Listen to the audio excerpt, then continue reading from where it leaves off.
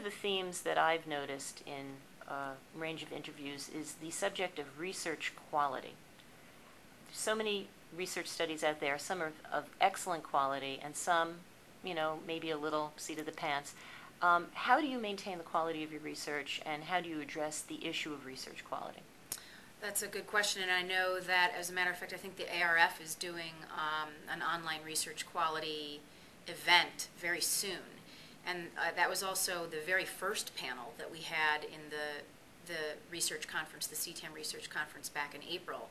It is a hot topic because I think a lot of people just think all online research is the same, and it's not. How those panels come to be, whether they're self-selected or emailed to come in, or, there's all kinds of different ways, absolutely drive the quality of them. Certainly, when we're working when we put together an RFP and we have discussions with our potential vendors about how they create their panels, that's an important step for us, and one that we always take just as a part of our process here. We also always issue an RFP to at least 3 vendors. We don't automatically use the same vendor again and again and again, so that we're availing ourselves of how new ideas are coming to the fore. We're big fans of qualitative research, but we never do it in a vacuum. We always also do a piece of rigorous quant, so that the qualitative is in essence bringing the quantitative to life. I guess I could go on and on about the research quality issue, but I'm really glad that it's getting the attention that it's getting right now. Colleen, what is the role of research in your company, in MTV Networks? Well, being in research at MTV Networks is certainly a privilege, because it really is we're not some sort of a backroom operation. We are right there with the strategy teams, helping them drive strategy, helping them by activating around consumer insights from all of the work we've done. We're not just conveying the results of a single study. You're there representing the body of work that you've been associated with from the day you walked in the door and before. So they really look to us as an important sort of filter and driver for how they're constructing things and creating things and building things.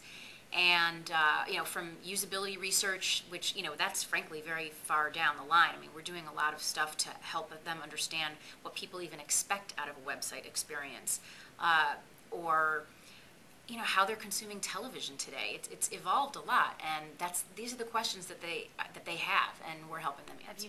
Have you seen instances of research that you've done actually implemented and become part of the structure of how business is done? Where we've seen a lot of that in particular is with a lot of the pro-social campaigns that each of our brands have created.